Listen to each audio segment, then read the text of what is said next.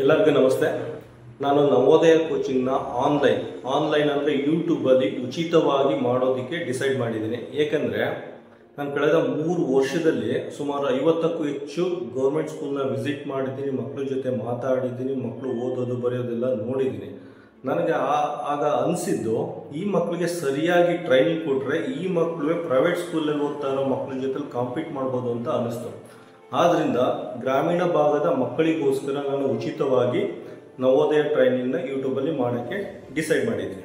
ನೋಡಿ, ಏನಕ್ಕೆ ಗ್ರಾಮೀಣ ಭಾಗದ ಮಕ್ಕಳು ಬಗ್ಗೆ ಯೋಚನೆ ಮಾಡ್ತಾ ಇದ್ದೀನಿ ಅಂದರೆ, ಗ್ರಾಮೀಣ ಭಾಗದ ಮಕ್ಕಳೇನಾರ ನವೋದಯ ಕೋಚಿಂಗ್ ಬರಬೇಕು ಅಂದರೆ ಅವರು ಸಿಟಿಗೆ ಬರಬೇಕಾಗುತ್ತೆ ಅಥವಾ ತಾಲೂಕು ಹೆಡ್ ಕ್ವಾರ್ಟರ್ಸ್ ಬರಬೇಕಾಗುತ್ತೆ.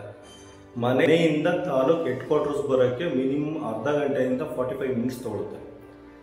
ಹೋಗೋಕ್ಕೆ ಬರೋಕ್ಕೆ 45 ಮಿನಿಟ್ಸು 1.5 ಅವರ್ ಆಗುತ್ತೆ. ಅಲ್ಲಿ ಪಾಠ ಕೇಳೋದು 1.5 ಗಂಟೆ, ಈ ಮಕ್ಕಳು ಟ್ರಾವೆಲ್ ಮಾಡೋದು 1.5 ಗಂಟೆಗಿಂತ ಜಾಸ್ತಿ. ಆಯಿತಾ, 1.5 ಗಂಟೆ ಸ್ಟ್ರೈನ್ ಆಗುತ್ತೆ ಮಕ್ಕಳಿಗೆ. ಎರಡನೇದು, ಅವರು ಚಿಕ್ಕ ಮಕ್ಕಳು ಆಗಿರೋದ್ರಿಂದ ಸ್ವಂತವಾಗಿ ಅವರೇ ಮನೆಯಿಂದ ಹೋಗಿ ಕೋಚಿಂಗ್ ಸೆಂಟ್ರಿಗೆ ಹೋಗಿ ವಾಪಸ್ ಬರೋಕ್ಕಾಗಲ್ಲ, ಜೊತೆಲಿ ಯಾರು ಇರಬೇಕು.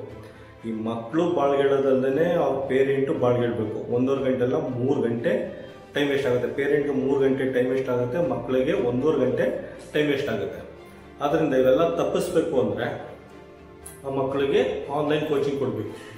ಮಕ್ಕಳು ಏನಿಲ್ಲ, ಆನ್ಲೈನ್ ಕೋಚಿಂಗ್ ಅಂದರೆ ಬೆಳಿಗ್ಗೆ 5:30 ಎದ್ದು ಒಂದು ರೌಂಡ್ ಜಾಗಿಂಗ್ ಮಾಡಿ ಬಂದು ಕೂತ್ಕೊಂಡ್ರೆ 6 ಗಂಟೆಯಿಂದ 7:00ವರೆಗೆ, ಬೆಳಿಗ್ಗೆ 1.5 ಗಂಟೆ ಸಾಕು. ಒಂದು ಮಗು ನವೋದಯ ಕೋಚಿಂಗ್ಗೆ ಸರಿಯಾಗಿ ತಯಾರಿ ಮಾಡೋಕ್ಕೆ ಬೆಳಿಗ್ಗೆ 1.5 ಗಂಟೆ ಸಾಕು. ಬೆಳಿಗ್ಗೆ 1.5 ಗಂಟೆ ಯೂಟ್ಯೂಬಲ್ಲಿ ನೋಡಿಕೊಂಡು ಪ್ರಿಪೇರ್ ಆಗಿ ಸಾಯಂಕಾಲ 1.5 ಗಂಟೆ ಪ್ರಾಕ್ಟೀಸ್ ಮಾಡಿ. ಈ ಥರ ಮಾಡಿದ್ರೆ 100% ಪ್ರತಿಯೊಂದು ಮಕ್ಕಳು ನವೋದಯದಲ್ಲಿ ಒಳ್ಳೆ ಮಾರ್ಕ್ಸ್ ತೆಗಿಬೋದು.